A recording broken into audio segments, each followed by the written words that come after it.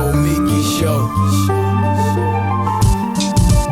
Clash momentarily for class solidarity. Cash circulating, give the masses back its currency. Greed from elites, oligarchs stay fed. Deep state, fake fed, everybody break bread. Racism, homophobia, sexism, religion in this melting pot we live in. Time to build a new system, unionize labor rights.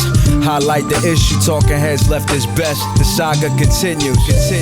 The Nomiki Show. Hello and welcome to the Nomiki Show. It is Wednesday, November 17th, and I wanted to start off with a little bit of an update on a friend of the show, now a friend of mine, and I know a lot of you have gotten a lot of, been following what's been going on with the Stephen Donziger case. Stephen Donziger is, of course, the human rights attorney who represented indigenous people in Ecuador. He had been spending years and years in Ecuador, working with them as an attorney, and he fought Chevron and he won a case effectively. And Chevron has not paid their fines which are well below the fines that BP had to pay when they had that oil spill. They're not only not paying the fines, but they continue to wreak havoc.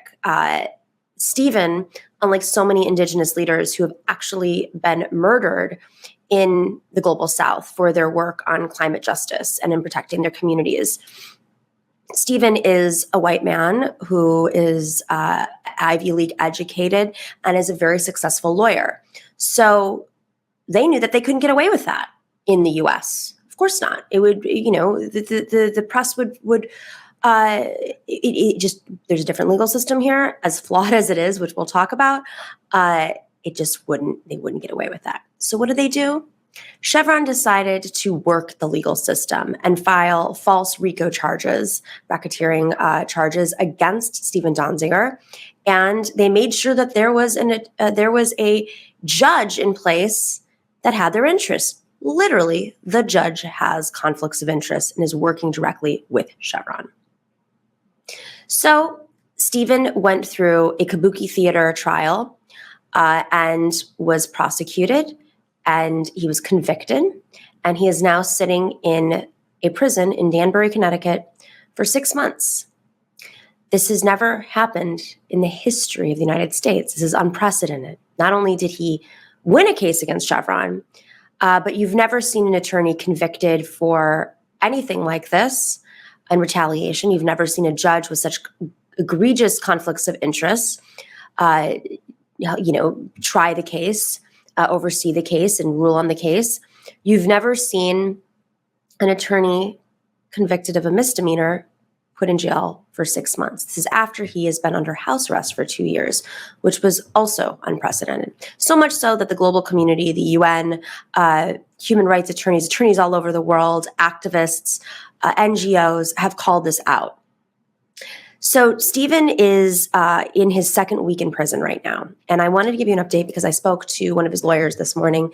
And I actually want to read you, if you're not already following Stephen's social media accounts, both on Twitter and Instagram, his lawyers are posting updates and his team are posting updates through the very limited correspondence he's able to give. It's very complicated how they correspond. He only gets 15-minute phone calls. It's usually spent with his family, and he spends a couple of minutes with his lawyers. When they email, every single email is read through. So it takes hours of back and forth emails between his lawyers and himself for these updates. And it's very, very hard to get visitors to visit Stephen, so much so that his family still hasn't visited him.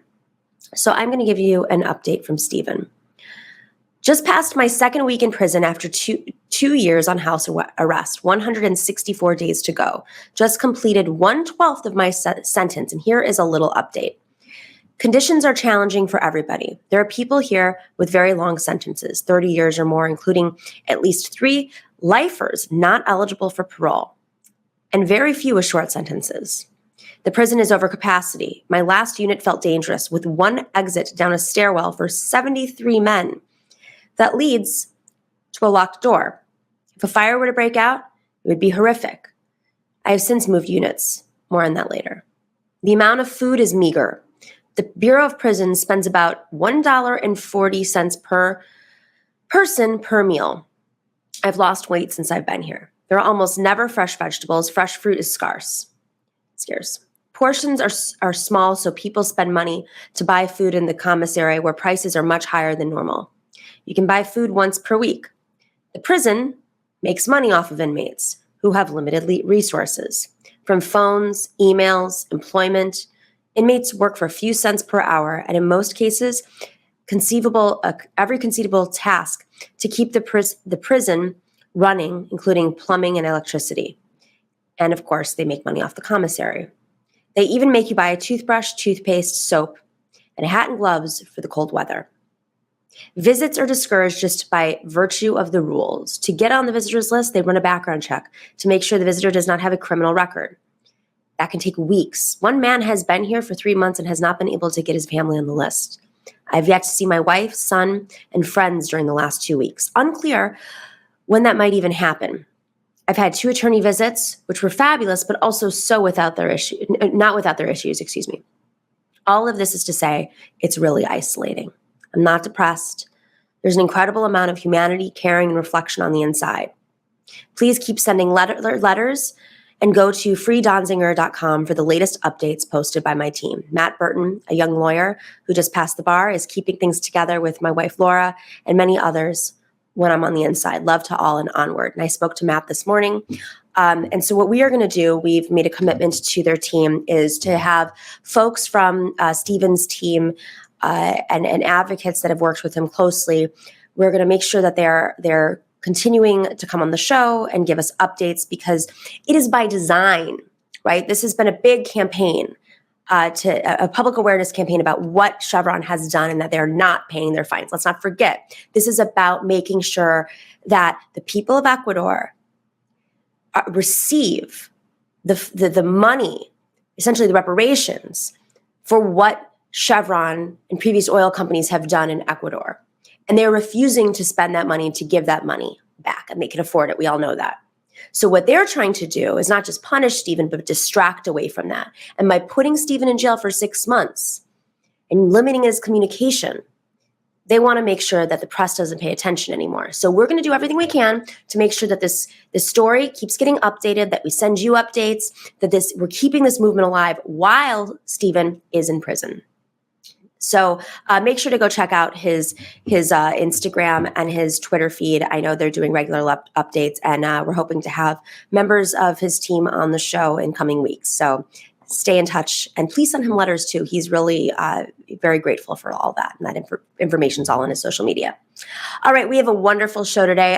We are going to be talking about, corruption. Is this something that happens in the U.S.? No, couldn't be. But it's not just about the U.S. It's how the West supports corruption beyond our legalized and often illegal corruption through kleptocrats. We're going to be talking to Frank Vogl, who is the author of The Enablers, How the West Supports Kleptocrats and Corruption, Endangering Our Democracy. We will be right back after this short little break with Frank.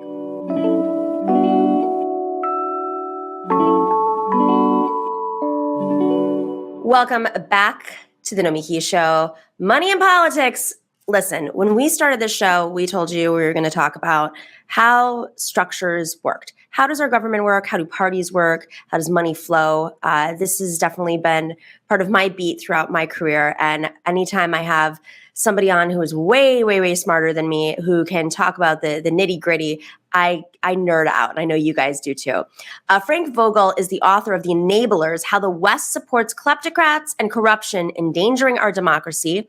He is a former senior World Bank official and foreign business and economics correspondent for the Times of London. And he teaches a graduate course at Georgetown University titled Corruption, Conflict Resolution, and Security. And on top of all that, he's the chair of the board of directors of the Partnership for Transparency Fund. So welcome to the show, Frank Vogl. Thank you so much. It's such a pleasure to be here. You have quite a career. And I love talking to people who have been on the inside and then come out to tell us what it's like. Because I think most Americans, most people have a suspicion, sometimes a paranoid suspicion of how government functions.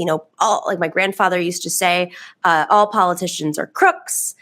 And part of that is because, he escaped Hoja. So in his mind, everybody was a crook. But I think there's a lot of Americans who believe that and believe it in their gut. And, obviously the Trump administration proved a lot of that or exposed a lot of that to many Americans.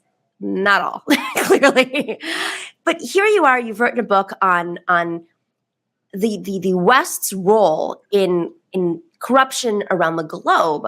But coming from a perspective of, your experience at the World Bank and of course covering finance. So I guess I don't even know where to start with this other than maybe how deep does this go? How much invested and organized is this?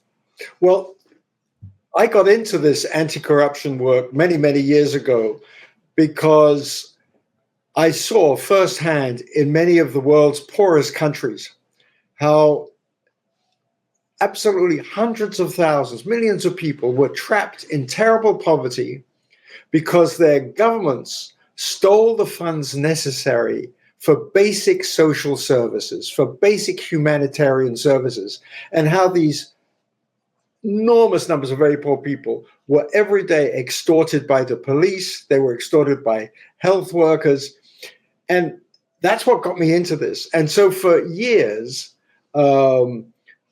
many, many people have been focusing on corruption in the developing countries and in Central and Eastern Europe. And what they miss is the fact that so much of that corruption is due to complicity, not only by Western multinational companies, including the biggest banks, but also by our governments themselves. And so we need to look at this whole picture as a universal picture. It's all closely related. And what's so interesting about what you just said is that in opinion poll after opinion poll, here in the US, in Europe, but also in Brazil, also in many parts of Africa, you find there is enormous distrust in government. In fact, trust levels in government could not be lower than they are today. And when you drill down, you find that many, many people have that very low trust in government because they see their government as corrupt. And when you drill down further, what are they really saying? They're saying that there's too much money in politics and that the most influential business classes are the ones who screw the system so that they benefit at the expense of others. And my book is about the financial sector primarily and how our biggest banks and law firms and real estate brokers and auction houses, these are the enablers, aid and abet foreign government corrupt leaders like Vladimir Putin to get their money into this country. And they do it because our government allows them to do it. So I love that you set it up this way because I think a lot of our audience, I ran for office a few years ago in New York City for public advocate. Public advocate is the ombudsman of the city. Its chief role is to investigate, different aspects of the city that are not Yes. functioning, including, holding the city council and the mayor accountable. And I ran specific, on many things, but really taking on real estate. And one thing that it was a very short campaign, it was a special election. So there wasn't a lot of time to get the message out. So we went really bold. And one of the things I discussed was you look around at the city skyline. I live in Queens. I look at the skyline. It's right across the street from me. And so I see it every day. And there's a certain number of buildings, apartment buildings, that are empty. The skyline is not as lit up as it used to be. And the New York Times has done a lot of work on this, but part of that, as you know very well, is, I don't know what the numbers are now, but I know a few years ago before the pandemic, 1 out of 4 apartments, I believe, that was being sold in New York was being sold as a money placeholder for very wealthy individuals, many oligarchs, kleptocrats, to place their money in a safe market. I know you know about this issue. And what my argument was, it wasn't just that this money, they were purchasing in cash to store their money in a safe place in case their money was seized by their government or, Right. But it was affecting the real estate market of New York. Rents were going up. Small businesses were collapsing because with these big buildings comes the expensive, business market. So it was just Chase Banks and Rite Aids and these big companies and Whole Foods and no more mom and pops. And that has a direct effect on how a community survives. So to me, that seems very connected. Like, how is it that an oligarch storing their money in an apartment, how is it connected to somebody feeling like their city is not supporting them? You make a perfect point, and let me explain why. In this country, if we want to get Congress to do things against corruption, and we want to get Congress and the White House to say everybody who buys an apartment should be recognized. They shouldn't be able to do this through some funny shell companies organized by their lawyers. Their identity should be known. And if they pay cash, which many of them do, the banks have to make sure they know where the cash came from, that it wasn't stolen cash. So in this country, we push that angle through national security. And there's a bipartisan support in Congress for that says, yes, this is a national security threat. We don't want all these Russian oligarchs and all the other nasty guys around the world buying our investments. That's a security issue. In Europe and in Canada, the security argument doesn't work. There, the argument that works is exactly the one you said. They're buying up all our houses, all our properties, and pushing us, the residents, right out of the city. Right. And London is, as I say in my book, is called London Grad, right? Like Peter Grad. It's London Grad. The Russians are everywhere in London in terms of ownership, but you don't see that many of them. Right. And so you have these whole empty squares of buildings. Nobody's there. People don't know if they have a neighbor. They never see the neighbor. You have the same in Miami. You have the same in Vancouver. Enormous amount of Chinese money has gone into Western Canada. And in many cases, people don't know who the owners are. They're never there. They're never visible. You get it in Toronto. You get it in Munich, Germany. And so in many, many places, residents are complaining that this is just outrageous, that people who are unknown because of the shell companies they use are buying up properties, pushing up rents, pushing up property prices, and pushing out residents. Yep. And so my colleagues in Europe are pushing that angle, and in Canada, by the way, pushing that angle very, very hard. Whilst here in the United States, for some reason, that argument hasn't got national traction. Right. It should.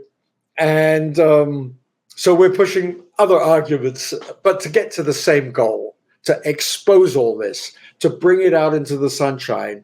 And you know what would happen? The day we can really achieve that, the demand for those apartments and houses will go right down, because these people do not want to be identified. Now, that means they'll put their money in other things. Right. And so we have to go after that too. And my book, my book really deals with that, because they go primarily into the stock markets and into bonds. And that's where the bankers come in, and the finance and the hedge funds and the private equity firms, because they're absorbing, just take the US, I estimate at least 600 billion of dirty money comes into the US every year. That's bigger than the annual sales of Walmart, and Walmart accounts for 10% of all consumer spending in the US. Wow. So we're talking a large amount of money. So it's interesting, because just before we move on to the other types of markets that they invest in, I mean, correct me if I'm wrong, In the U.S., perhaps one of the reasons why the traction is not as strong as in Canada and in Europe, we have such a problem with money in politics that the real estate. I live in New York. Everything's about industries and industries. You have, some unions that are dependent on buildings being built. So the building trades are dependent on buildings being built. You have the real estate industry that obviously doesn't want to stop building buildings, and if they realize this much money. And then, of course, they're all supporting politicians. And I remember looking at the financials of some of the most New York City politicians have, it's the third rail. You can't take on real estate in New York, and you can't name names. You can say, I'm not taking real estate money, but then they do. They find other ways. You try taking on the banks. Exactly. So that's what I'm saying. So now you've got this, and then. But they don't have that issue in Europe. They do. Actually, they do. Okay, tell me. And it's a very tough nut to crack. And the Europeans and the Canadians are also fighting enormous resistance.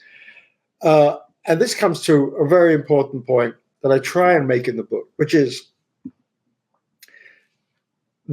first of all, the real estate brokers, at the moment, do not have to even declare that they do any due diligence on who their customers are. Under law, they don't have to do that. The art market, the auction houses can put up a picture for sale worth millions. They don't have to declare who actually owns it, and they don't have to declare who buys it. Wow. And the secrecy is supported by enormous lobbying in Washington and campaign contributions. And this is the most important point. If you look at the top bankers in particular and the top lawyers, they are so politically networked. They are part of the influence elites of Western countries. And what are they after? They are after ensuring that there is as little regulation as possible. Because once you have more regulation, you start to have transparency and accountability. They're against that. Yeah. And that's why, although my book is very much to explain to a wider audience about how this political corrupt system works and who the enablers are and how we interact with kleptocrats and authoritarian regimes who, after all, mean us no good and are undermining our democracy with our money. And we need to think about that. The main point is this is a political discussion. Because unless we really address regulation and money in politics and the influence of the financial enablers, we will really not change this situation. It will get worse. So help me understand the pathway. So, you start with, we can go back to, obviously, the fall of the USSR, but, a lot of kleptocrats seized up oil, state resources, whatever, and have this money, and some are warring with Putin, blah, blah, blah. We kind of have a sense of where that is. But they need to hide their money in case it's seized, right? Or taxed or whatever it is. Right. And then, so help me understand how, for instance, if you're a tech company, I'll start off with this way. If you're a tech company and one of your investors is a hedge fund, and then how is the money moving from the kleptocrat to the lawyer, to the hedge fund, to the lawyer, to the tech company, et cetera?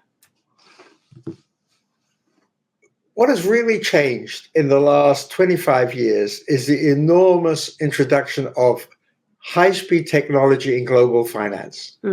Today, you can move money through the global finance systems in different currencies in split seconds. Wow.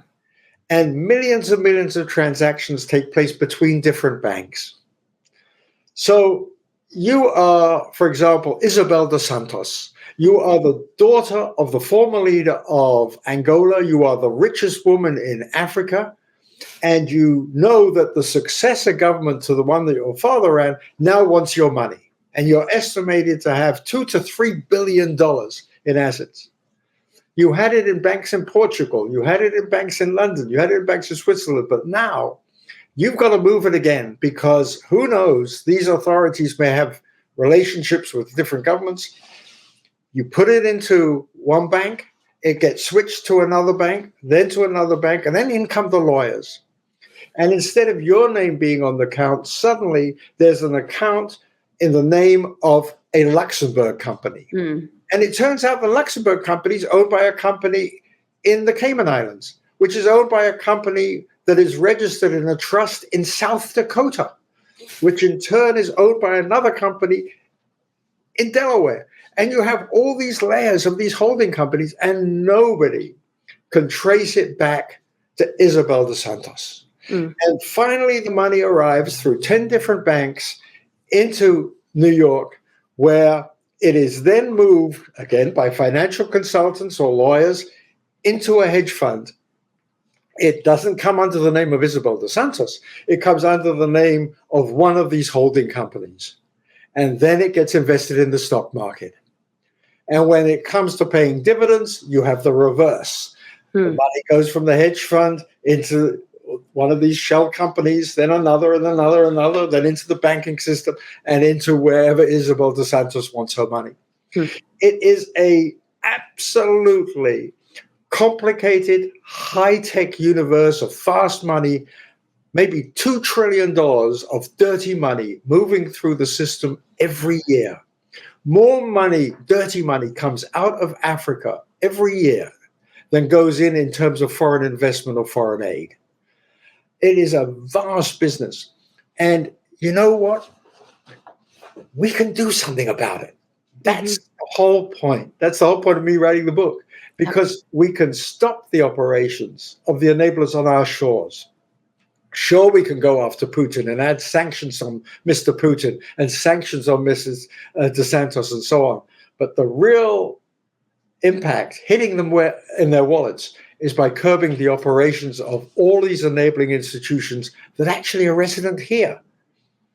And can be regulated. I mean, it's interesting. I'm just thinking about the natural resources that, creating an iPhone, your iPhone, the natural resources that are extracted from parts of Africa and China, of course, it's like they're double dealing. If they move the money and they're investing in Apple, and then Apple is spending money there, and then of course there's government subsidies to do all these things. It's not to mention all the aid.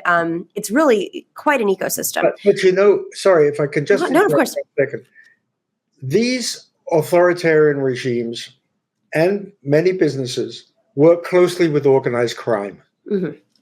And they are all moving the money together. So when, for example, millions of human beings, mostly women, are trafficked into slavery and prostitution from one country to the other, organized crime does that by paying off government officials to let these people go through their borders, getting the visas and all the rest of it. The money goes another channel and it gets washed, it gets laundered, and it ends up buying that Manhattan house or apartment building that you see as pushing your fellow residents in New York out of the property market. So there are these very important linkages.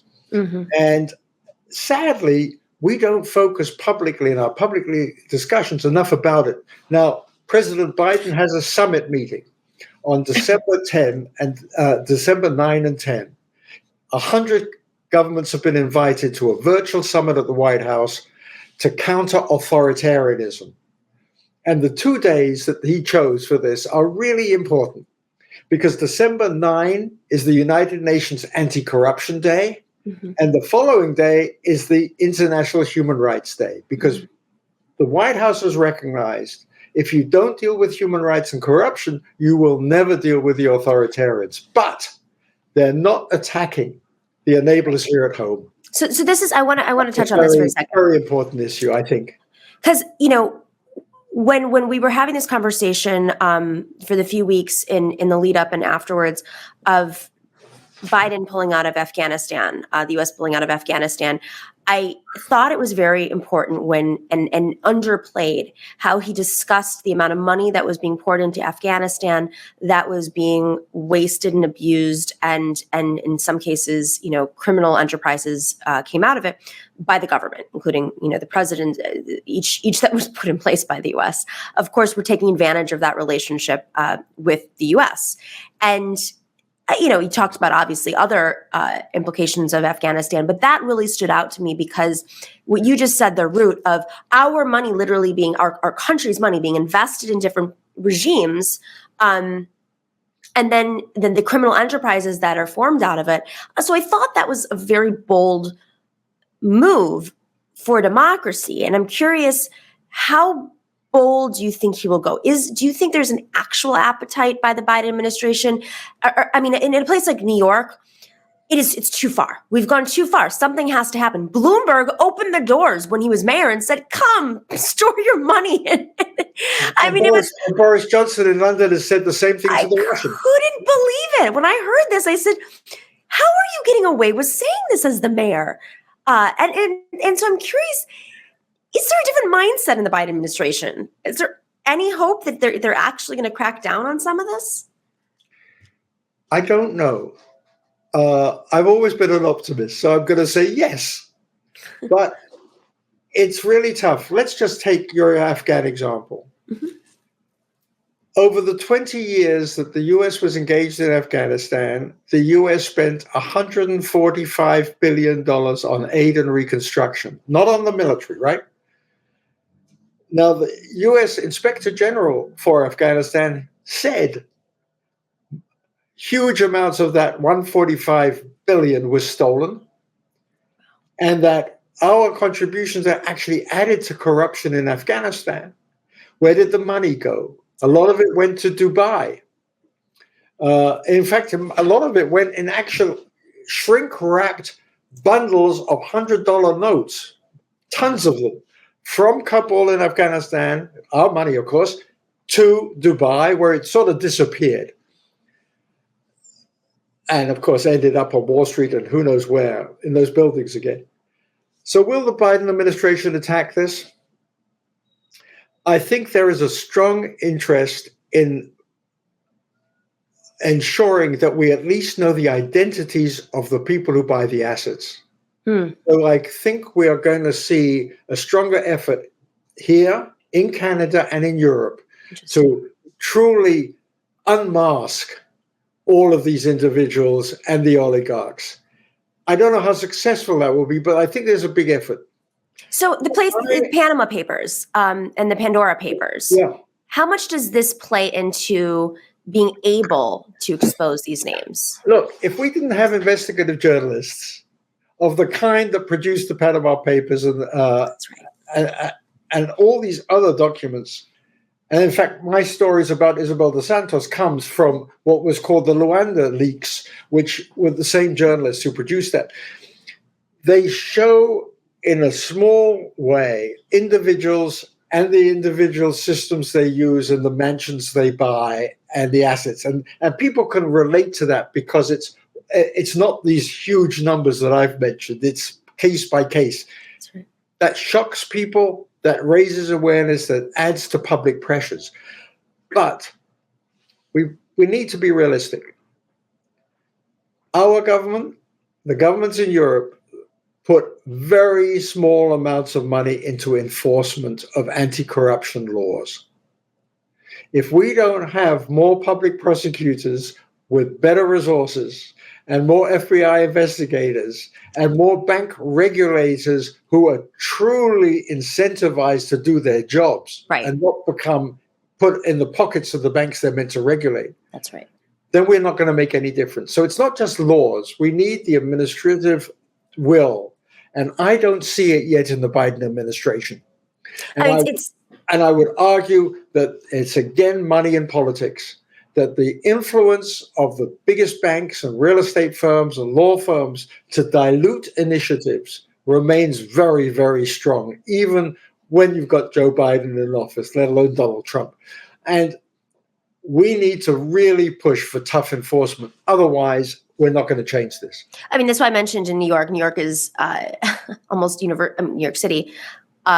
Almost every single lawmaker in New York City is a Democrat. So you'd think, and not only that, they're claiming to be progressive Democrats, with the exception of our mayor now, our new mayor. And they take the money from these interests. But I started off the show talking about this man, Stephen Donziger, who's an attorney who took on Chevron and won this historic case, and then they came after him for racketeering.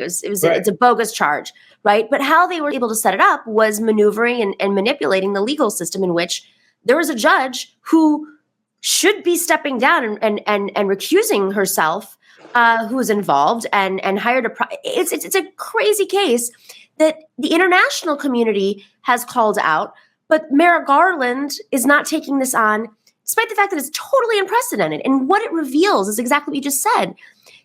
It's not just about having a legal system in place, but it's about having a legal system and regulators who are not affected by these industries. I mean, there's a clear conflict of interest between this judge making money off of Chevron and overseeing the case. But we have this so widely. Let me just give you one more example, just same as what you've just said.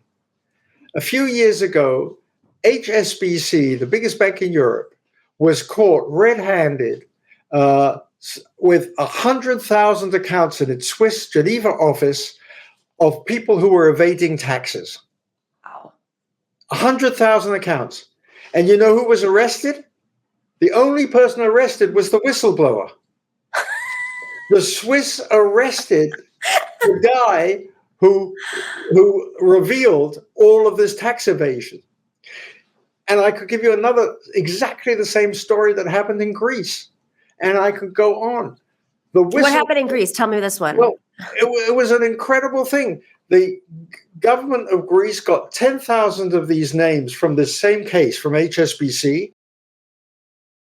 Investigation. A couple of years later, a newspaper publisher of a small newspaper published the list of prominent Greeks who were on that list, including the father of the finance minister, who should have been investigating. This is this year, right? No, this was about 5 years ago. And the result, the publisher was arrested. None of the people on the list were arrested. The guy who essentially blew the whistle, he was the one who was arrested. And, you know, whistleblowers are so important in the Chevron case or in other cases. They are so important. They need protection. And unfortunately, that's not the case. And you know why they're important? If you take, again, money laundering, $235 billion went from Russia and Belarus and Azerbaijan through a tiny Danish bank branch in Estonia. That was more money than the whole economy of Estonia. Wow. And nobody noticed for 5 years. And the only reason this came to light was because there was a whistleblower in the bank who said, this is crazy. Mm-hmm. This is dirty money. Well, something should be done about it. It's against the law. But the regulators didn't do anything about it. And I think they were in the pocket, frankly, of the banks. So, you know, this point that you're making about the case in Ecuador, which is so tragic, but it's also so serious. And we are not seeing the law enforcement that absolutely is critical to a democracy. That's right. It's interesting. You know, I think a lot of folks would look at somebody like Julian Assange as an example of this. I want to kind of, before we wrap, I just want to put a little twist on this. I believe in strong whistleblower laws protecting whistleblowers, but I almost feel like the Julian Assange situation has been a distraction from these other stories, which because there's a geopolitical game happening there, likely happening there. Yes. Whereas if we really crack down on and protected our whistleblowers who are, you know, parts of banks or, you know, newspaper editors or lawyers, and had that kind of public awareness campaign, rather than folks who may have, you know, released information about state secrets, you know, in terms of foreign policy, which obviously has a geopolitical game. In a way, his case, I believe, has given cover for the U.S. government to not protect whistleblowers in many other institutions. Yeah, we are in a unique situation here because, interestingly enough, first of all, national surveys of workplace ethics in America show that 50% of the people surveyed, and these are very substantial surveys, are scared of blowing the whistle because of a retaliation in the workplace itself. So your basic point is absolutely right. Now, we have a crazy system in America on the other side, because the Securities and Exchange Commission and the Justice Department are willing to pay whistleblowers a percentage of the fines that finally are a result from settlements. So, for example, I know this sounds crazy. So interesting. A few years ago, the U.S. arrested a Swiss guy in New York who worked for a very big Swiss bank. And when he was sentenced to 2 years in prison, and when he was in prison, he released to the authorities, Justice Department, the names of all the people who had used his bank for tax evasion.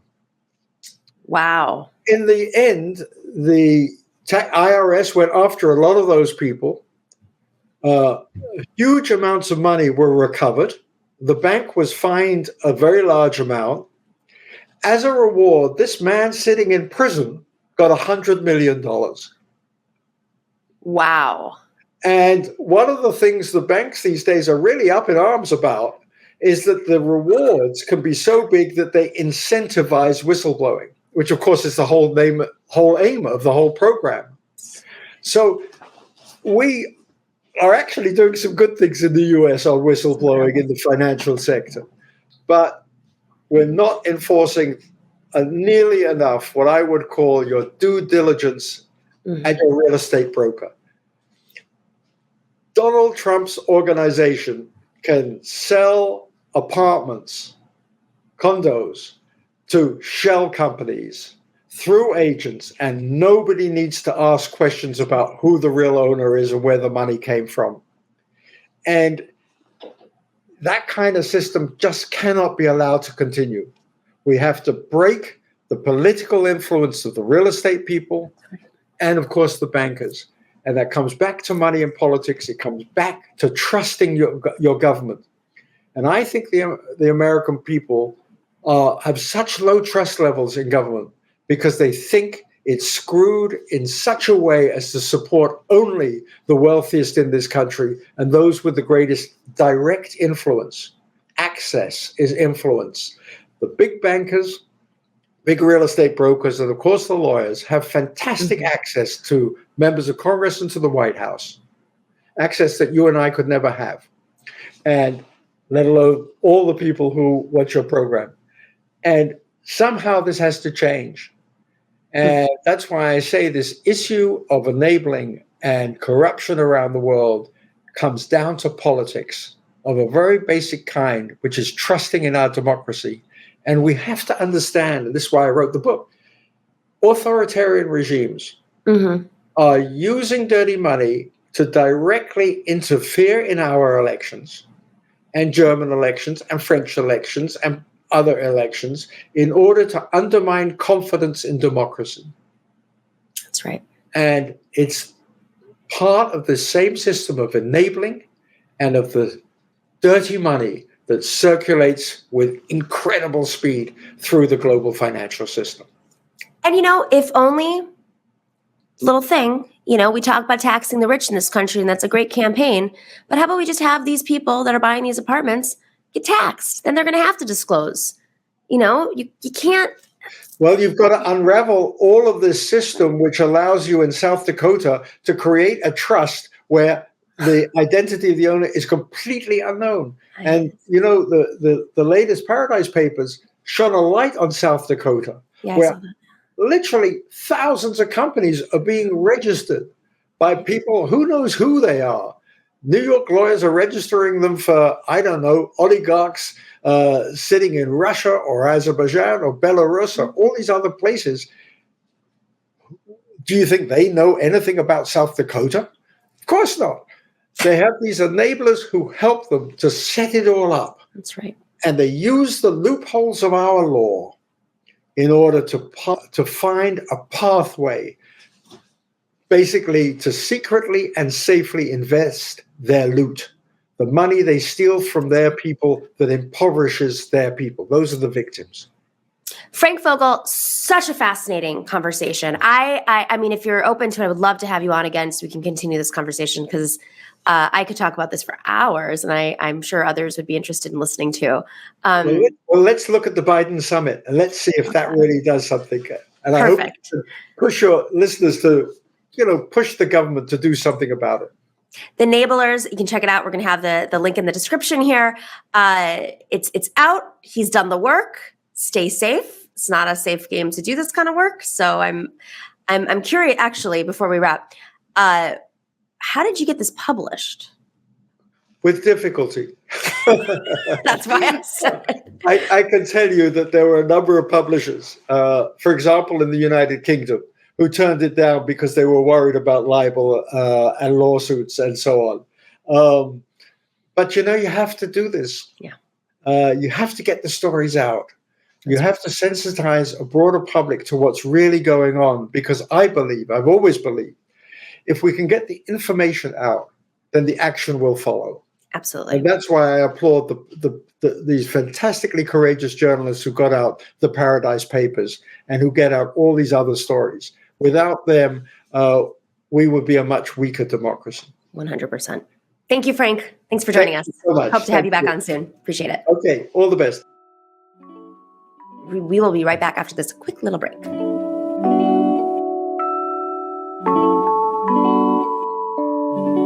Sunset Lake CBD is that magical farmer-owned company that ships craft CBD products directly from their farm to your door. Sunset Lake CBD has all sorts of products for everybody, whether it's coffee or salves or gummies or tinctures, and they're all designed to help you with your aches and pains. They're originally a farm. They changed and diversified a farm in Vermont that was a Ben & Jerry's farm. They are doing the great work of improving their community through sustainable agriculture and providing meaningful employment, enhancing the rural economy of Vermont. They pay their workers a $15 minimum wage, and their workers own the majority of their company. And then on top of all that, they are supportive of independent media like our show, The Nomiki Show, The Majority Report, and The David Pakman Show. We talk about their products all the time. I now have those little rolled joints, CBD joints, which help me when I get my migraines, which I had one the other day, and I woke up with it, and I took a little bit of that, and it cured it. It was amazing. And it calms you down at the same time without making you a little high like other things do. I work with all sorts of products. I have this amazing lotion now that has CBD and hemp, and I put it on my back when I have a sore back. It's a real quality product. I talk about it all the time. I have tried CBD at other places. It does not have the same effect. Sunset Lake CBD is really the best CBD I've ever had. And it prevents me from doing other things because it's so effective and I can still work throughout the day having used their products. It also helps me sleep. If you haven't tried it yet, you can get 20% off of your entire order if you go to sunsetlakecbd.com and type in NOMI, N-O-M-I. You go to sunsetlakecbd.com, type in NOMI, N-O-M-I, and you will get 20% off of your entire order. There's a new tincture out right now. It has 1,200 milligrams of CBD oil infused with 90 milligrams of melatonin. It helps you get to sleep and stay asleep. That's the combination. It's really effective, especially if you're like me, I can't sleep at night. So I definitely recommend you go check that out. That is out right now. It's a new product. Yeah, it's out on the market. All right, we'll be right back after this break.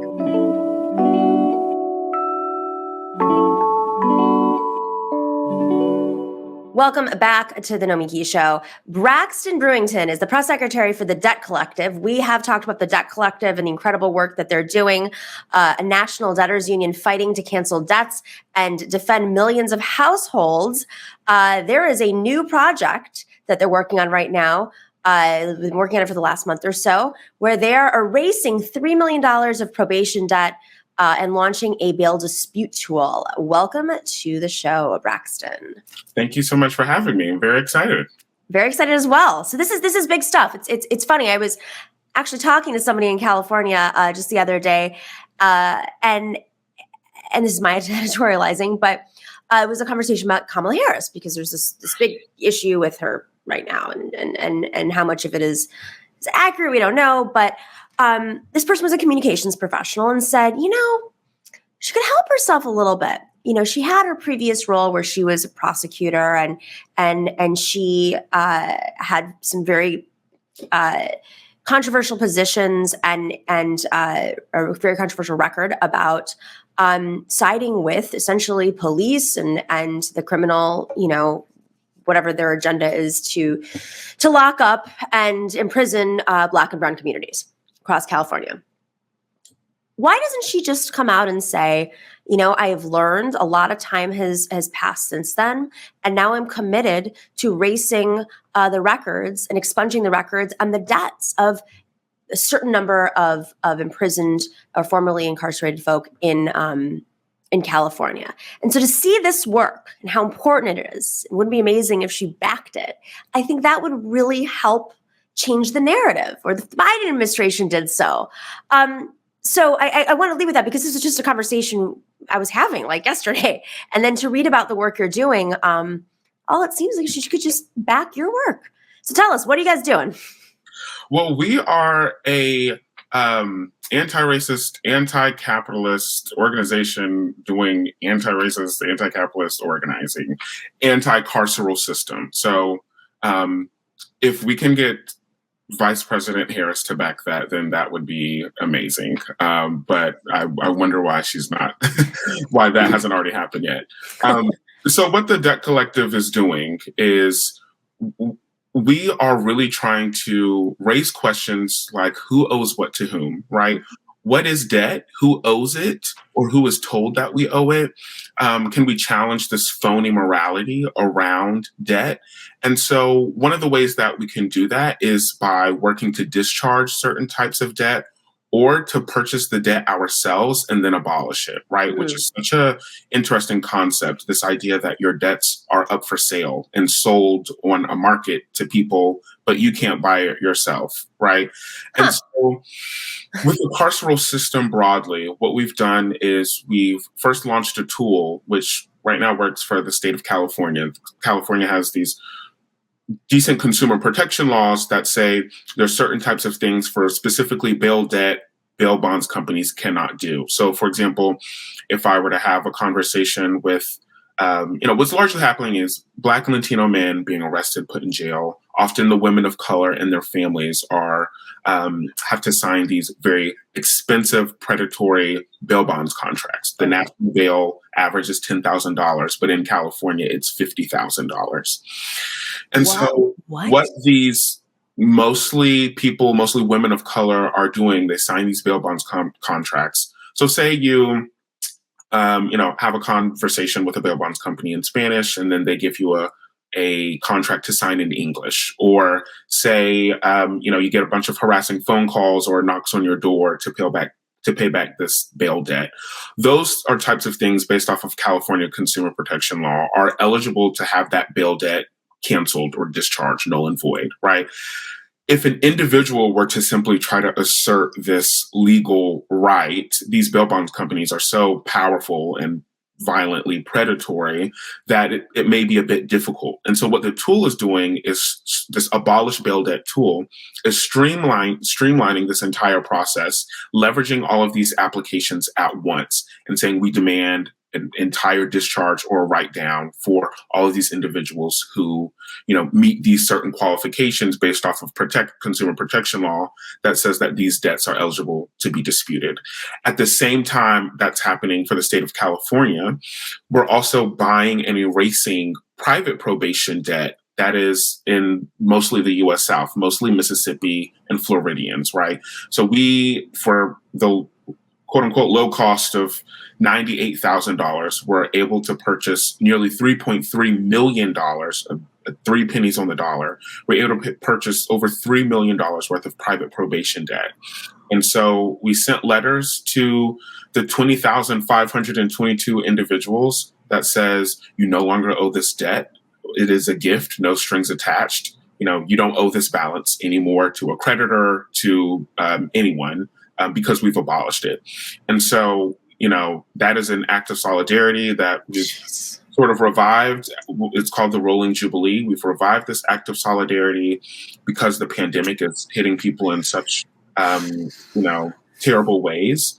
But we also want to highlight the connection between carceral debt in California and carceral debt in Mississippi or Florida and say that even though this is probation debt and this is bail debt, or some people may have restitution or fines and fees, that all of this is part of a larger carceral system and that we need a shared identity of a debtor to band together to reject some of this, unjust debts. And so that's what we've done with carceral debt. We aim to possibly buy other different debt types in the future, as we've done in years past, to really just, again, highlight the absurdity that your debts are for sale and that they are also sell for super cheap and you can't buy them yourself, right? And so it's just a very predatory system.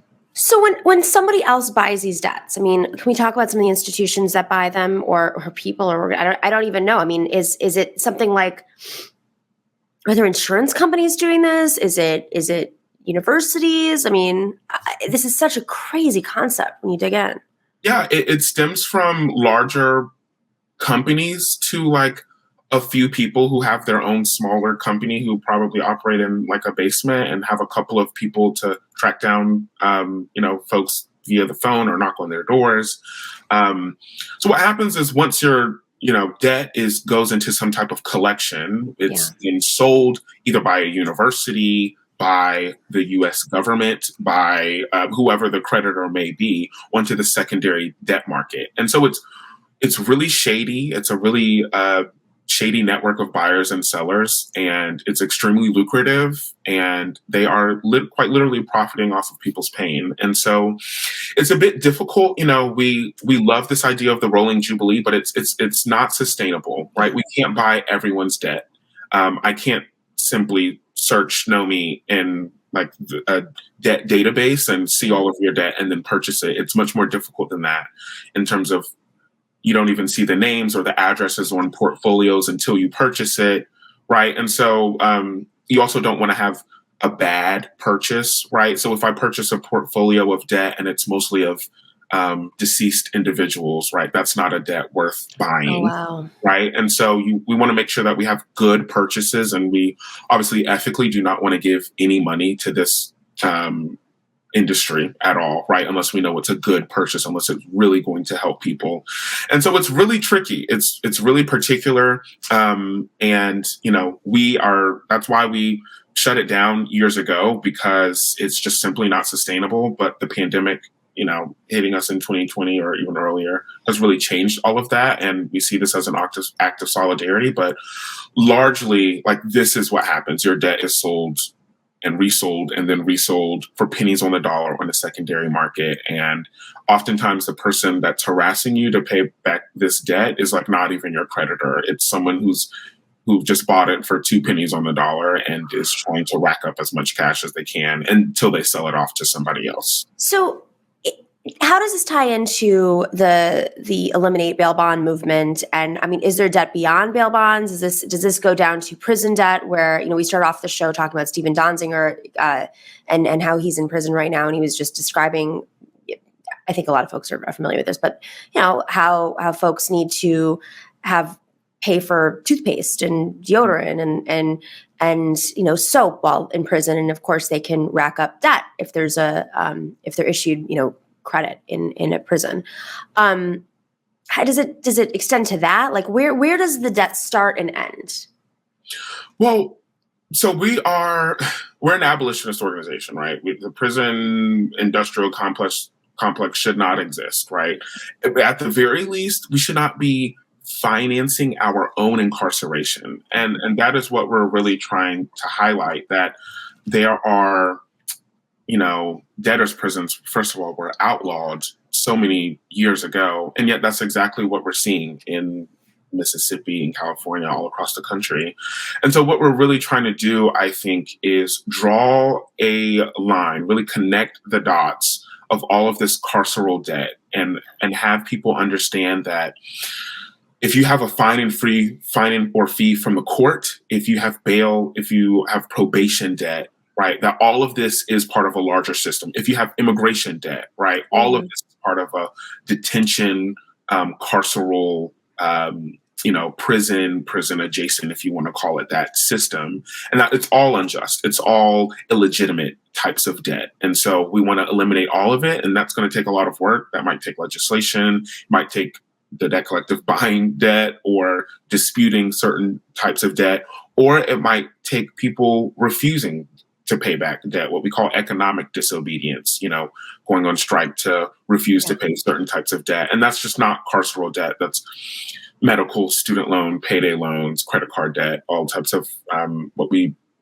household debt framework that we use in terms of the system of financialization, where we have moved away from the government financing our basic needs to individuals' debt and families and households' debt financing our basic needs. So that's are there certain states, like if New York or California, or maybe it has happened, where they have passed some laws that are industry changers, meaning, no more private prisons or, eliminate bail bonds or whatever it is, no cash bail. Is there any sort of law that has influenced this, or if something were to pass in California or New York, it would change the industry? I'm not sure about that. It's just reassuring. I feel like you would know. I wish I knew, and I hope it's just that I haven't done my homework on it. I mean, what we saw in Florida, that was the huge ballot initiative in Florida years ago. And then what happened was state legislatures had some type of interpretation that, you're still incarcerated if you have this debt, right? And so we absolutely need federal and state legislation. I am not familiar with the great legislation that's been out there. I know there were efforts in California that were then, overturned or, taken back. And ultimately what we know is, we unfortunately have not been able to rely on the state for this type of, solidarity with individual people. And so that's why we are, going on strike. And that's why we're forming a debtors union, because we're saying our best chance at leveraging power is our finances, right? Our debt, we see our debts as assets. And so that asset might actually be more powerful than the federal government, who is dragging their feet on all types of debt cancellation, not just student debt, right? Medical debt and other debt types as well. Debtor power might be our strongest form of resistance in a similar way that, so was labor, right? We know that one individual, asks their boss or demands from their boss better wages or higher pay, that might not likely happen, but it's going to take all of the John Deere workers and all of the Amazon workers, right, to come together and to make a national campaign about it and to band together. And so I think debtor organizing is, we think debting organizer is going to, really present that same level of opportunity. And so I would love for the state, for the federal government to pass those laws and hopefully they're out there. I can't speak to them much, but I think what it's going to come down to is debtors will always have that power as long as we have debt, as long as we are in this financial bind. And so that's really where we see a lot of our organizing strength. How can people help out? Join the Debt Collective. We are the nation's first debtors union. You can join by giving as much as you can, or for $0 a month, because we are a debtors union. And so you can join for $0 a month, absolutely, and be a member of the Debt Collective. So you can go to debtcollective.org. We are, I just told someone that we certainly run our mouth on social media. So you can go to the Debt Collective on Instagram or @StrikeDebt on Twitter. I think we have a TikTok along the similar lines. You got it up on screen right now. Yeah, so feel free to, please join us there, because there's so much action that we have to take. And the more individuals that join, the more leverage that we have. And so, there's folks, there's chapters all across the country, in Chicago and LA and New York, where folks can join and really get into the specific types of debt that they have in their own local community. I don't want to take too much time, but I want to shout out, there's amazing organizers in Philadelphia who are organizing around school lunch debt, right? Oh my God, this is just children. Real. Yeah. And there's folks doing debt schools in New York City. And so there's plenty of ways to get involved and to do stuff on a national level and in your local community. So that would be Braxton, thanks for doing this work. It's really creative and thoughtful, and unfortunately, we shouldn't have to be doing these types of actions. But thank you for doing it. We really appreciate you. Thanks so much for having me. Braxton Brewington from the Debt Collective. All right, we will be right back with our amazing panel. We have Rose Adams and Jordan Zakarin to talk about actually a lot of organizing. I think most of the news that we're going to talk about today is just actions that are happening across this country around labor. And it's so encouraging, and so it fills my heart to see so many people organizing in response to the pandemic, and just how the conditions have gotten so out of control. They already were, but you've seen a rise, obviously, with organizing over the last few months. So we're going to talk about that. All right, we'll be right back.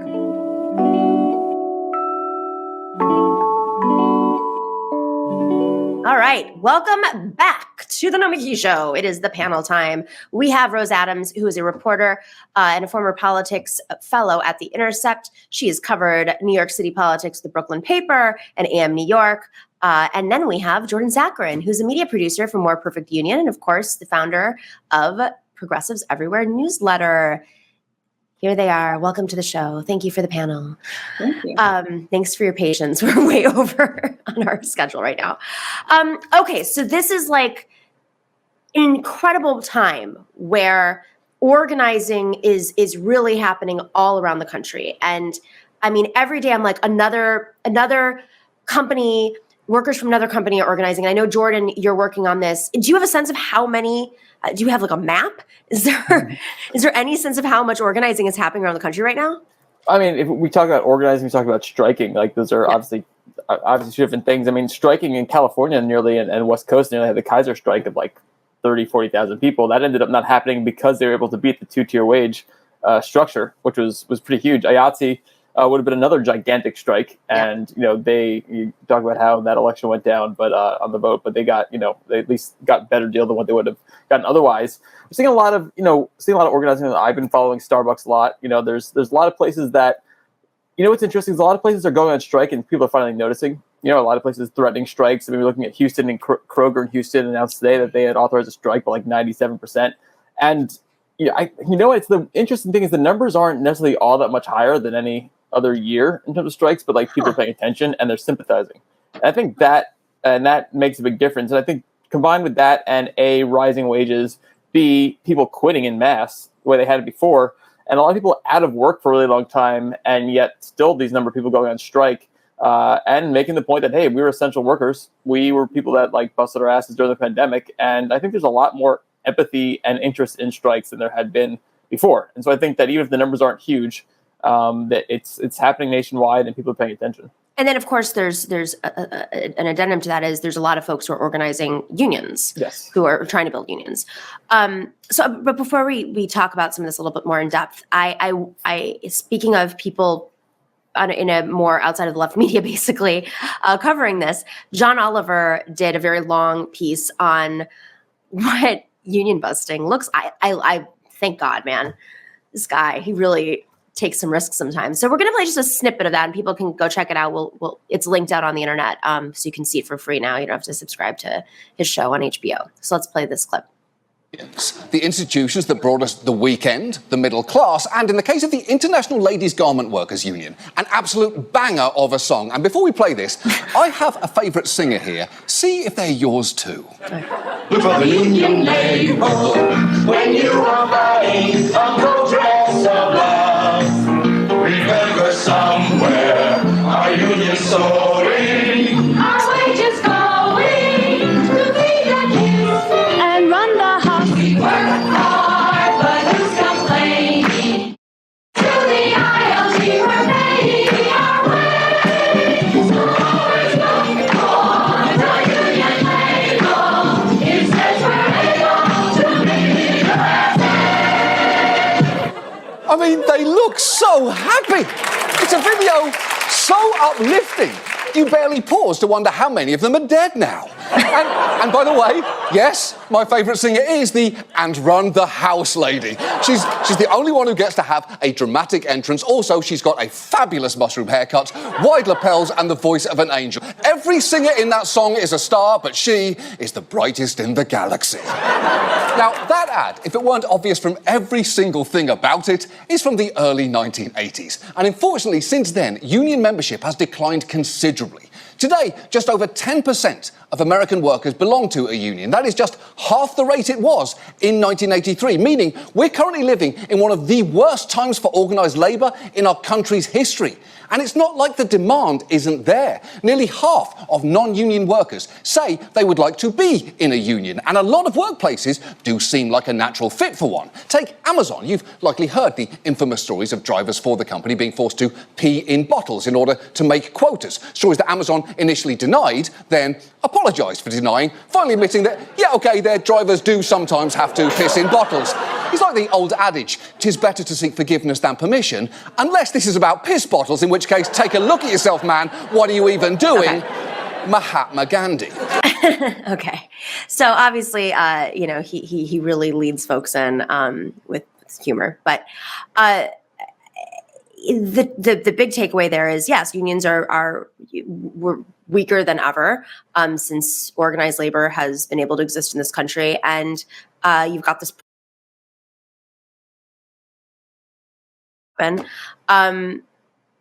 are the conditions ripe? We'll start with you, Rose. Do we feel the conditions are ripe for the PRO Act to pass, for labor to be able to take on these big interests that have just been, exploiting them over, especially last year? I mean, it seems like they are to me. There's just this, as Jordan was saying, this greater focus on essential workers and labor in general, and even on the other side, there's just a lot of talk. Labor is constantly in the center of the news cycle, and whether there are enough workers, and there's a worker shortage, and it's just kind of the talk of the town in a way that I don't remember it being nearly as much before COVID, especially for lower wage workers who I think their struggles weren't nearly as taken into account as it seems like, or as central to the media narrative as they seem to be now. So, and that combined with, this PRO Act fight, which has gone on for a little while now, I think it's helped pick up steam. So, I mean, I'm a little optimistic about it, but I think that at the very least, if it's not happening, if it's not going to yield action now, it's setting the stage up for the future for, these issues to be discussed and for some regulation on, anti-union behavior that's allowed to be set in. So yesterday, Jordan, we had a show where we were updating folks on the membership of the DNC, the appointed membership who are on certain committees that oversee the rules of the DNC. And these committees, I like to say, they're like fiscal control boards, meaning it's great that you have a democracy in the DNC and you have all these elected members who want to do great things, including labor. But you've got, rules committee that's all appointed by whoever the chair wants them to be, on that rules committee or the executive committee. It turns out some of these people are lobbyists for Coke Industries and Pepsi Cola or Pepsi Inc. I don't know what the name of the company is, and weapons manufacturers. But quite a few of them work with companies that are union busting or have no interest in having a strong labor force. And of course, Coke Industries the Koch brothers put a lot of money into making sure labor has been weakened to the point where it is today. So on one hand, I'm like, oh God, I have so much hope. But, you had a DNC that used to have more labor and then they replaced it with lobbyists, and it's literally Coke lobbyists now. So how do we expect a PRO Act to happen when you've got it's the Biden's DNC. He wants the PRO Act, but then he gets, these people are appointed by essentially him. Right.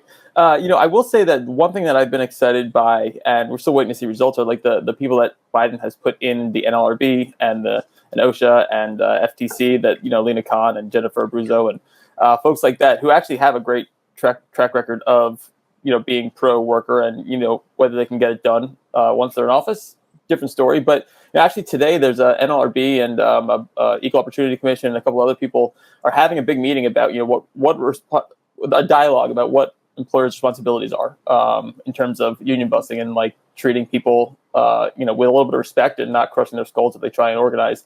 And I think that's the first step. I mean, with the PRO Act, I think it's shown that they're serious about it.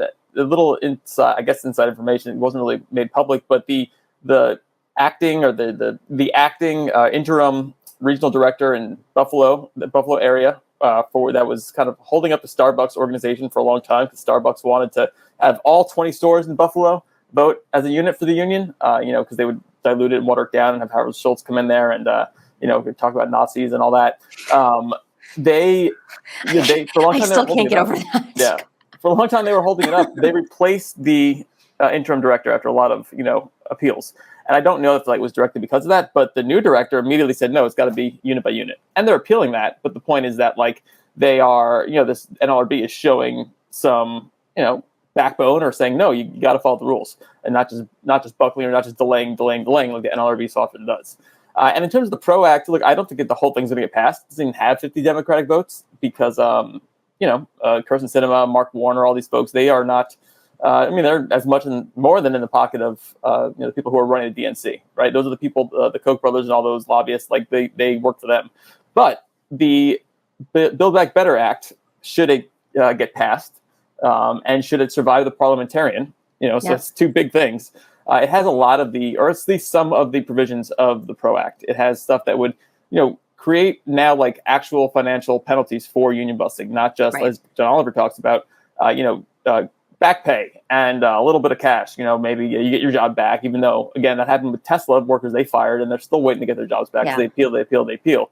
And so there would be some teeth put in it, maybe like baby teeth, but with start.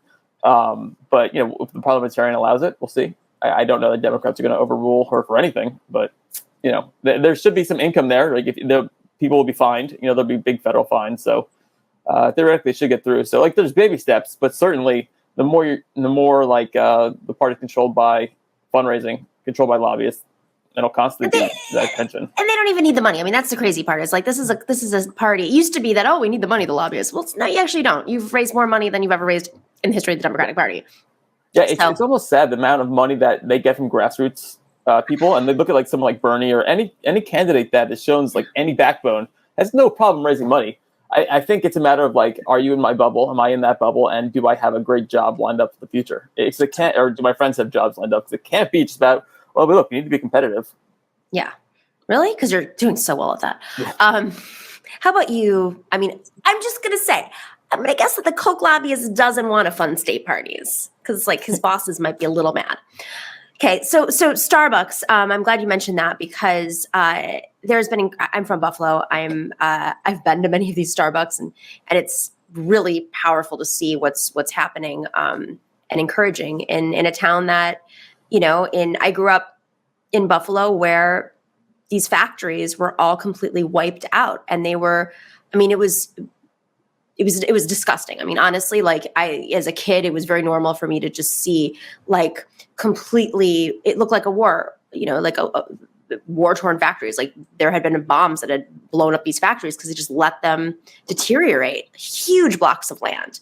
And that's because, of course, of the attacks on labor starting in the Carter administration. It didn't happen with NAFTA. That affected different parts of the country more, but it started with Carter. And it's just so encouraging, 35, 40 years later to see how Buffalo is really kind of coming around. And there's a lot of organizing, whether it's, Mercy Hospital or Starbucks or other spots in the city. So let's play this clip of what's happening. I hired in August and multiple weeks went by, no training. Before I even poured one cup of coffee, I had already been attending these anti-union meetings and listening sessions that they were asking me to go to. It's supposed to be them listening to us about, things in our store that we want to be improved, but it's usually the first 25, 30 minutes is them talking at us. And generally, at this point, it's all anti-union. It started off, the first two meetings were kind of, we're here to help you, you raised your hand, we're so excited to be here and fix things. And then they've gotten progressively, they've broken us into smaller groups. They've scheduled these so that the most vocal of us are in one group and the quieter people are in other groups. So I mean, it's blatantly obvious to us, and I'm sure that they know that. I'm just not so sure that they care. I started thinking it was kind of strange because for a store that was so short-staffed and had so many call-outs and really needed new people to work, I had been hired multiple weeks before that, and I would have been ready to train the very next day. And I was basically just sitting around waiting to get trained, and they could have reached out to me, and nobody did. So I thought it was just kind of suspicious, and I started to kind of wonder, like, okay, is it because they saw me talking to union supporters? Or is it because, like, it could have been a lot, you know, like, who knows? So a little bit of, I mean, I think one aspect of this is it's really interesting to have a personal take. I think a lot of the organizing has happened quietly, and now it seems like folks are being much more vocal, like the Starbucks workers. And at the same time, there's a press that seems suddenly interested in labor like it didn't exist before. Rose, I mean, if they succeed or don't succeed, they don't succeed, for instance, do you think that there's another shot? Do you think that this is, I mean, some of these cases, they're not succeeding in their organizing, but partially because of some of the stuff that's happening like this? Yeah, I mean, I think that it's, there's just a lot of, I can't imagine the issues of unions kind of going away. I mean, if this doesn't work, if they're not able to unionize or whatever happens, this seems to me to be something that's going to continue going in the direction that it's going in, and probably even accelerate in that direction of, you know, these huge companies, Amazon, Starbucks, that have endless power. I mean, they're not going to suddenly, you know, start treating their workers amazingly and have no need for union. You know, no, there's always going to be a sort of effort to unionize, or at least a drive to change their conditions. So to me, yeah, I think that I don't know a lot of specifics about the Starbucks example, but it seems like in general, it's definitely going in that direction. And Jordan, Howard Schultz said that they have a blanket that they get to sometimes share with 5 people. And I think that's his metaphor for like a $15 minimum wage and like the fact that they pay for college. But, you know, let's continue as metaphor. What concentration camps are they heading to, and who are the Nazis in this situation? Yeah, I think the blanket was him saying that you get on the train and just think about your family. But if you continue organizing, no, yeah, I think what's is that what he meant? Yeah, I think he's like, it's very much like, are we the baddies type situation here. Well, what's the blanket then? I think the blanket is, we'll give you a cup of coffee. I think like honestly, like from what I've heard from talking to people there, like they declared 3 more stores kind of after Howard Schultz's visit. And it doesn't, like, they filed for elections, and you know, it doesn't mean that necessarily like, they're going to get elections right away, or that they even have like, you know, overwhelming support. But more and more people are kind of going to the union side because of these heavy-handed tactics. I mean, they said that one guy, RJ talking. Everyone I've spoken to says that they have to retrain workers once they get them back from once they're hired, because all these people being hired are just being hammered with anti-union propaganda, not actually like how to make coffee.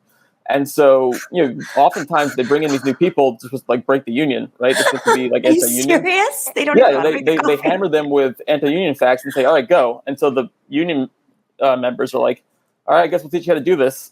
And I think their affinity ends up going with like their young friends who are, you know, union members. And so, you know, we saw the videos they tried to put out saying, you know, they're super, you know, don't vote for the union because it'll take away your freedom. And it's just very like, hey, fellow kids, you know, that type of thing where no matter what they do, they're never going to be as young and cool as these union members or as these organizing members. And that's the thing. Like, you know, a lot of the unions we talk about John Deere, we talk about, you know, all these other places like Kellogg's, like they're mostly, not all, but mostly like a lot of them are older workers. And the ones that are on strike, strikes often end because they got families to take care of.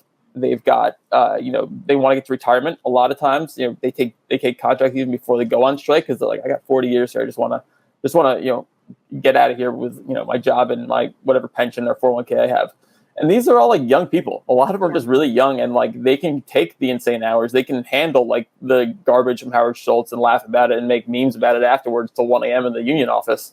And so I'm not saying that they're going to win, but this is very much a very different type of this is a very much different type of people that are unionizing. Right. Versus the ones that are being crushed, let's say, like Amazon. You know, not to say that folks here and working here don't need the money. I mean, you know, you don't necessarily Buffalo, they need the money. Yeah, like you need the money, but they're also like living with roommates, or they are, all in it together versus an Amazon and Bessemer, right? Those are those people who are just really hard up. And so, again, these are young people who crush their student debt, but there's a little bit, I don't want to say less urgency, but it's going to be hard to crush their spirits, I think. It's interesting you say that, because my immediate reaction was, obviously Starbucks is not a great company. I mean, no, Howard Schultz is not a great person. Let's just say that. But they did do more than most American companies do. So it was really phenomenal that this was able to happen. I think you highlighted why. Let's pivot just a little bit, because the Teamsters, another aspect is traditional unions. There's different unions. You have unions led by people like Sarah Nelson. You have the National Nurses, Union, that are very progressive. You have unions. Sarah Nelson is an actual flight attendant, so she comes from the actual workforce. And then there are unions that are led by lawyers, and they're often at odds with their membership. Plenty of unions we could talk about. And then there are other unions that are a little more conservative because they rely on industries that are like, building trades, for instance, relying on real estate, and obviously the police union. So some conversations are happening about reforming unions internally in these leadership elections. The Teamsters are going through that right now. Jordan, I know you've done a lot of work on this. We're gonna skip the clip, but can you give us a little rundown on what's happening? And Rose, I'd love to get your reaction. Yeah, I mean, we're seeing both Teamsters and UAW. These big, classic. I mean, these labor unions that have been around not since the beginning, but kind of came out of the New Deal, came out of that era. All the sit-down strikes, the UAW, Teamsters. In terms of transportation, whether it was on the rail or whether it was driving in trucks, like they kind of helped build the labor movement. But I think for a lot of reasons, again, I prefer them to the employers, but a lot of them end up being very stale. And, and like anything, power kind of corrupts and it ends up rotting from the head. And people end up being, I hear a lot from a lot of workers. I'm talking to a lot of UAW workers lately, and it's probably can stand for both. I think my shop steward's in the pocket of the boss, right? They give them a little bit better perks. I think that he just wants to get through his day and, doesn't want to fight. So I put up complaints. They're taking my pay, but it doesn't end up really doing anything. And so I think a lot of people are frustrated. A lot of times contracts are taken without anyone even having the opportunity to read it. I think the first Deere offer, they were able to read for half an hour, maybe a day beforehand. And they were kind of shocked when everyone said no, because they were done with it. And the same thing goes with the Teamsters. And so at the same time that people are saying, no, we're done with the crap employers are giving us, I think a lot of them are saying that about their union heads. And these people who have been, a lot of them may have come from working in those jobs, but have been out of it for so long that, they don't necessarily have to worry about the contract when it comes to their own livelihoods. I think it's the same thing you see with the Democratic Party, right? Like these people, it's all numbers to them. They will be fine. And so I think a lot of union members want this urgency that they're not getting from their leadership when it comes to strike, when it comes to negotiation tactics. And Teamsters United, to go back to them, they are doing much better. And when you see the individual votes coming out, the reform slate is doing far better than Jim Hoffa's handpicked folks. So, it's Teamsters. They tried to start an ambitious plan about organizing Amazon, and I think there's more aggression there. And so I think all of that's in a good direction, but I don't think any of this even would have happened without this idea that there was a threat. I mean, the last election, they only lost by a few thousand. And so wouldn't be surprised to see Teamsters and UAW reform slots win. We're going to shift really quick to Amazon in a second, Rose. But on that note, while we hear just a sliver of some leaked audio from an Amazon facility, Chris Smalls, who's a very well-known Amazon organizer, anti-Amazon organizer or worker from Staten Island, who had a lot of issues and exposed a lot of the issues in the warehouses in Staten Island. He famously does not want to join an existing rank and file union or just union. Like RWDSU was the union that organized in Bessemer. And part of that is because sometimes these unions do have deals. And there has been reporting that even RWDSU did not manage the situation, whether it was intentional or not, who knows, that they did not manage that union effort in Bessemer well, or pick the right location to start this effort, to work with, someone, group that was organizing. They were obviously organizing in Alabama already. So keep that in mind, because, you just mentioned that the Teamsters wants to work with Amazon. there's a lot of conversation about like how you do this now. And do you trust the bosses in leading the efforts, because they're making a lot of these decisions. And if they're not rank and file, I mean, all of these things make a big difference. So, Rose, I mean, before we listen to the clip,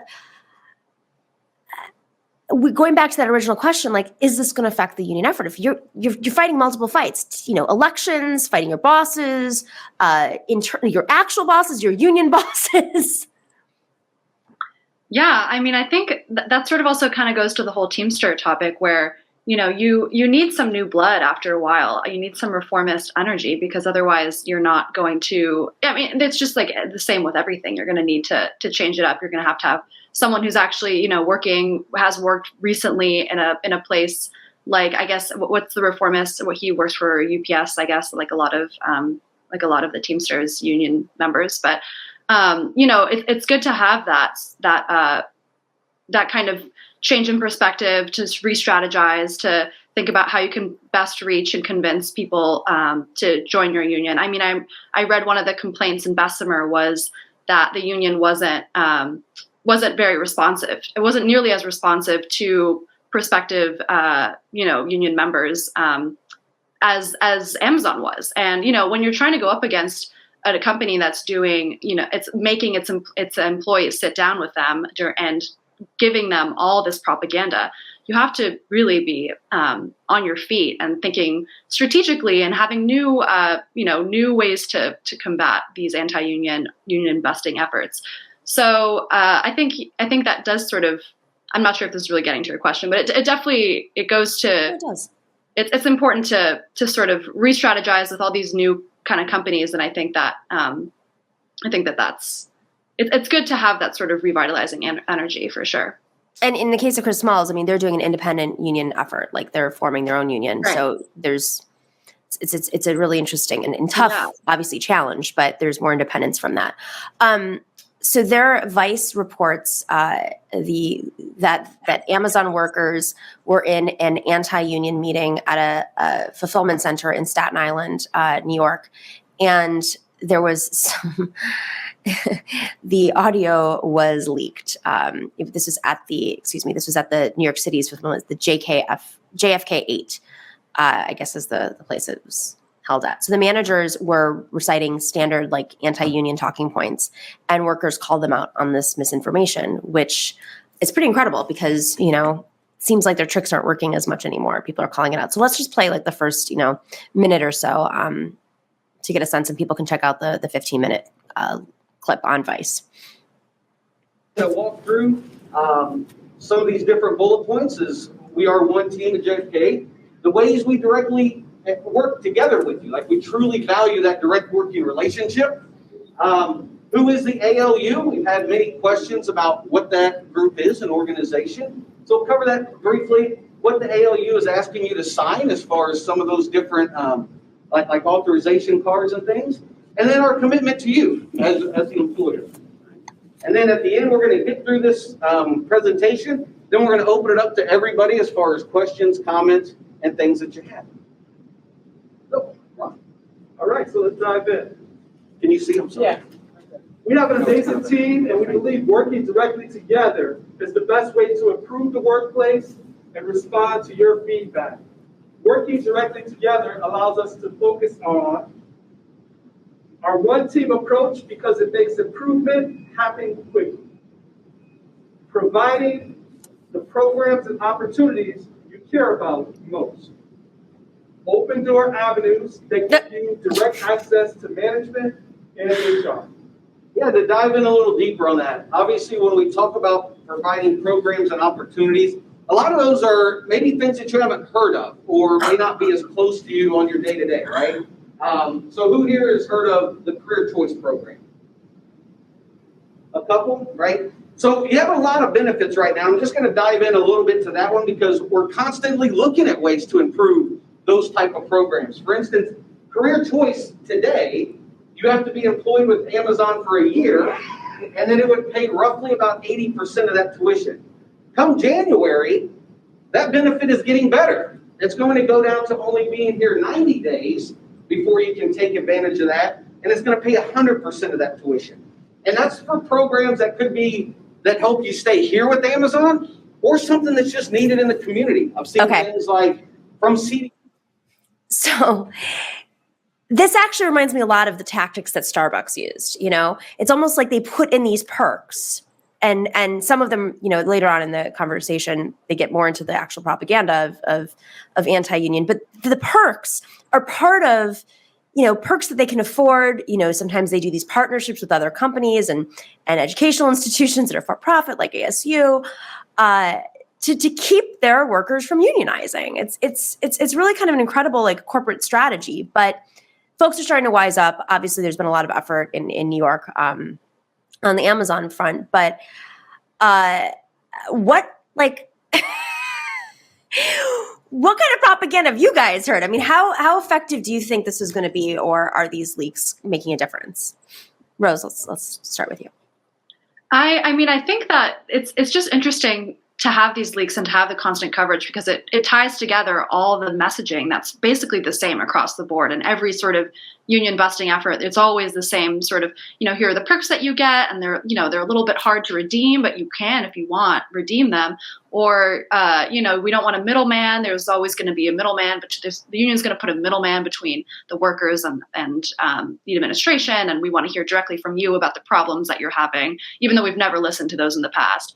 And so I think that the thing about it, at least the reporting and the leaks, is that it does tie together all these different union messages that really just shed light on how uniform this approach is, this strategy is. And I think there's a good part of that clip where one of the Amazon workers asks the three representatives where they're from. And they all say that they're from, I'm from outside Chicago. None of them are from even New York State. And, it's almost a little bit lazy. It seems like they didn't even try to kind of make these people seem like they're New York Amazon workers that are kind of coming from the same place. But yeah, it's definitely good. I think every leak is moving in the right direction, at least. And that's interesting you say that, because so much of this type of work is based off of relationships. So relational organizing can be used against people as well. And, there are all these firms that do this kind of work. They do the press, they do the communications, they do the actual tactical work of busting unions. In some cases, they've done this type of anti-insurgent work overseas, in war zones. Bad tactic, not having someone come in from the community. No, Jordan? What other stuff are you seeing? In Buffalo, I was going to say back in Buffalo, they've had so many people coming from California, from Florida, from all these places that have no idea about Buffalo with Starbucks. They're like, hey, partners, I'm actually an executive who lives in Stockton, California, lives in Sacramento, California, but we're partners now. And some of the stuff they offer, the guy mentioned, now the college tuition thing, the credits for that, it's going to be not a year, 3 months. Amazon loses 3% of the warehouse, loses 3% of its workforce every single week. There's turnover. In Amazon, within 1 year, it was 150% of the workforce turned over. These are not credits, especially after it's been a year, but even 3 months, people don't make it that long.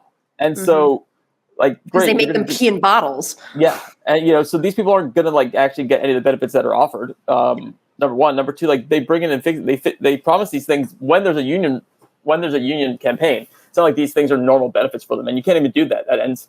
So it's called violating laboratory conditions. And so all these folks they offer these things that aren't really going to happen, and if they do, it's only for a select number of people. Right. And it happens over and over and over again, and they keep filling up. I mean, in Staten Island, they brought in so many new people that Chris Small's his number of petitions they got weren't enough. It wasn't 30% anymore, even though they were told that they needed about 2,000. And so that's how there's all these ways that they bust these unions. And I want to say, going back to the point about reforming and Chris Smalls being upset about, there need to be reformed and new unions.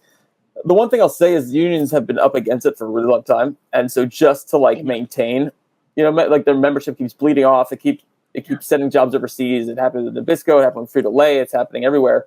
And so there's some degree is the fact that they've maintained anything is impressive. It's one of those things where they've held the line and, things have been pulled away from them. And a lot of times they've given up a little too easily.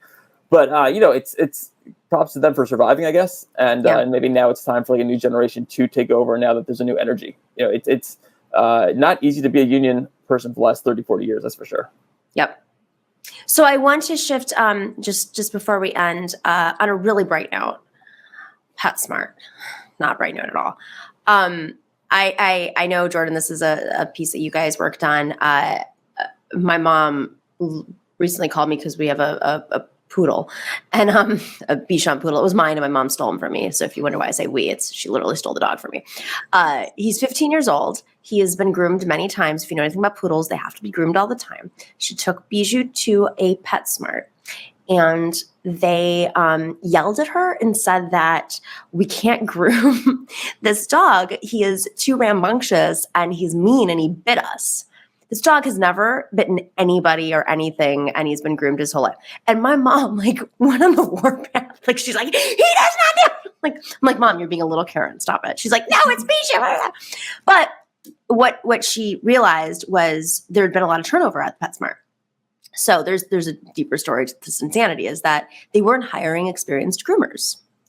And this story, we're going to play a little. All these things are really long, and we're posting them up in the summary for people to see the full clip. But let's play a little bit of this, and then Jordan, you can give us a little bit more information, and we'll discuss. A lot of sickness, a lot of injuries, a lot of death at PetSmart with their animals. You know, you turn around, you tell PetSmart, hey, we had, these 15 animals die. And half the time they turn around and go, okay, well, here's 15 more. They say safety is a priority, but it's sales are always a priority. I do anything for you. Anything for pets. That's the motto for PetSmart, the nation's biggest pet store chain, which markets itself as a one-stop shop for pet parenting. The PetSmart workers are speaking out about rampant animal deaths and unsafe conditions for workers. They say the issues all started when private equity firm BC Partners bought PetSmart in 2015. Since then, dog deaths at PetSmart have more than doubled, and working conditions have plummeted. I worked at PetSmart for almost 5 years, and I worked as a dog trainer for them. When I started, it was just a real family feel. When the private equity firm BC Partners took over PetSmart, people started disappearing, jobs started disappearing, and the workload was spread out onto fewer people. BC Partners followed a familiar pattern that private equity has used in all types of industries, from housing to nursing homes to local news. Buy PetSmart, slash jobs, and cut corners at every turn while maximizing profits. BC Partners is a private equity kind of Wall Street entity kind of thing. They see these companies as like chips on a gambling table. The only thing that makes that different is that anything they bet, they don't lose. If the company does well, great, they profit. If the company goes under, they're fine. BC Partners doesn't care to take into account individual stores. They just see the big picture, and most of the time that's just sales. But what happens when private equity invades an industry where the lives of animals are at stake? Simply put, animals die. It mainly happens with our beauties. So it's interesting. We started off the show doing an interview with how a lot of oligarchs and plutocrats are hiding their money in firms like this. So it's just really crazy to see the connection between everything. Jordan, how did you find out about this? Like, I mean, it's all out there in the open, but like. Right. So I gotta give credit. My coworker, fellow producer Libby Rain, who did the voiceover on that, she reported this whole story, and I think there had been a report that came out from like a minor like animal rights organization that like hinted at some of the problems with the animals dying and the doubling of the number of the last bunch of years, and just kind of started digging in. I mean, I think she's a pet owner, although maybe I'm getting that wrong, but I think there's just so many PetSmarts, and there's been talk here and there of it, and there'd been, I think, is the private equity thing, seeing how much money they've made on this thing and how many other places they own. And I think there's a million problems that we have in this country, but private equity might be responsible for like 900,000 of them. Yeah. Brad, our producer, said it seems like it's the playbook applied to everything. Yep. So if you take on private equity, if we regulate their actions, does that make a difference? I mean, if we can, they like you said, own half the seats of the DNC board. And so, I mean, people say that there's a time and the place. And there was a recent editorial in the Chicago Sun-Times saying, they can be useful, giving, getting cash infusions to small businesses and whatnot, but that's not what they actually do anymore. Isn't that cover? That's just cover. That's like great. I mean, it's like greenwashing. Theoretically, they invest, theoretically. But the Sun-Times was saying, they need to be reined in a big way. And the amount of things they hold, the amount of things that they slash, and the amount of things they cut, for profit. I was talking to someone over the weekend who worked at a media organization that was just ripped to shreds by a private equity. I mean, they're selling with the printers, and the printers. What was amazing is, they do at other places. It wasn't this one, but they had before. What was amazing is Mitt Romney ran in 2012 for president, and it was a private equity villain, and that's how he was portrayed, and it worked. And now Glenn Youngkin he's a Carlyle Group guy. He goes and wins in Virginia. Terry McAuliffe had investments with his group, Carlyle Group. I mean, they have their hand in both parties' pockets. And, it would be great to rein them in because, the amount of things you can buy, how long you have to hold on to it, how much you can invest in it, how much you can cut. They've destroyed factories left and right across the country. It would be gigantic and huge. It's a giant problem that needs to be tackled by a huge reform movement. I mean, Rose, I just don't see this sustainable. I mean, these are investors, and it just seems they're so short-sighted that they don't understand there's not going to be any more workforce or companies this is a consumer economy. This is basic economics. If you can't provide for your workers, if you can't make the workplace sustainable, there are only so many investors in this country, and they're going to lose their money too. I mean, that's how the economy works. I just don't understand. Is everybody just blind to the fact that this can't last more than a few years? Yeah, I mean, that's a great question. And also the fact that they're in, apart from PetSmart, which is important to a lot of animals, like my little dog right here. But, but they're in a lot of other, life and death industries, like the way that they've scooped up emergency room care, and they just, control so many, they just staff and run emergency departments, most emergency departments, I'm pretty sure, across the country. How is that sustainable? Also, that's interesting because that's an industry that it has struggles to make money at all. So it's an interesting choice for them to have gone into that. And real estate, they're in these industries that have a huge, daily importance to everyday people. And so it's interesting to see how it goes, but I do think, it's going to need a ton of public pressure and just a lot of, the way that people have pressured other big companies, how to use their money and the way that there is sort of campaigns already to put sort of a shame on them for doing the things they do and for slashing all these jobs. I mean, it is the playbook that they use that's really consistent. It's hard to imagine though this doesn't seem like it's yet a topic that is kind of central and widely known in the media conversation. I would doubt that most Americans know the kind of power that private equity yields. So I think that there's a lot of work to do there in terms of, painting the picture of what's going on and making people aware of that. It's almost like they bought up a bunch of media companies and make sure that this information doesn't get out there. Exactly. I'm sure we're all veterans of many media companies. I make the joke that I have more staff on this tiny little show than I did when I hosted a nightly show on SiriusXM, a publicly traded company, that was 3 hours a day. And I have more support from this show than that. And I think it comes back to this. I mean, we've all been in media rooms. We're like, why don't we have XYZ? Why aren't you doing this? And then of course they rip investigative reporting to shreds and State House reporting to shreds and all reporting to shreds. And if you don't have people to report, then maybe they won't get caught doing things. I don't know. It's what's remarkable is one thing I've noticed and I've been reading up on a lot is if you think about Andrew Cuomo, right? The sheer number of nursing home owners and private equity companies that gave to him and he gave them immunity. Those are also places that are getting money from Medicaid, from states and the federal government. And so if you really want to turn the screws on them, a lot of these places, a lot of these equity firms rely on public subsidies, whether or not it's actually called public subsidy. And so I think one thing the government can do is, create higher standards, at the very least, maybe look, government's not going to do anything, but, maybe you could disguise it as, hey, we're protecting seniors by creating higher standards for nursing homes. We're protecting better standards for, patients by requiring higher standards for emergency rooms, that sort of thing where, at least scare them off. From having, because if an employer is told, oh, you have to invest in something, it's like when Amazon got afraid to invest in California or in San Diego because they had to have a higher minimum wage. Right. They just ran away. So maybe, like creating some regulation, God willing, God forbid, might scare these people off, even if it doesn't make them sell anything right away. Yeah, and you can't send some of these jobs to other countries like they do when they want to run away from decent wages. Yep. All right, Rose, Jordan, we should have ended on a brighter note, I guess. Save our grandmas. We should have started with the pets and the grandmas and then ended with the Starbucks. So maybe in editing, I'm kidding, we're not going to do that. I think it's too much work because, we're a tiny little media company, tiny little baby media company. All right, Jordan, thank you for joining us. Rose, thank you for joining us. Hope to have you on soon. And Rose's dog, where's Rose's dog? She's right here, Luna. Oh my, stop it. Luna. Oh yeah, my God. I'm very good this whole time. Luna, look at the camera. What's wrong with you? Luna, come on. Action's right here. Thanks for joining, everybody. Thank you. Right.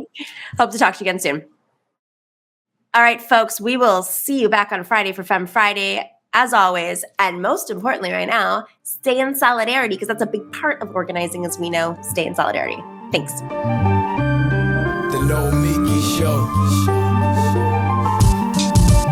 Clash momentarily for class solidarity. Cash circulating, give the masses back its currency. Greed from elites, oligarchs stay fed. Deep state, fake fed, everybody break bread. Racism, homophobia, sexism, religion in this melting pot we live in. Time to build a new system, unionize labor rights. Highlight the issue, talking heads left is best. The saga continues. The Nomiki Show.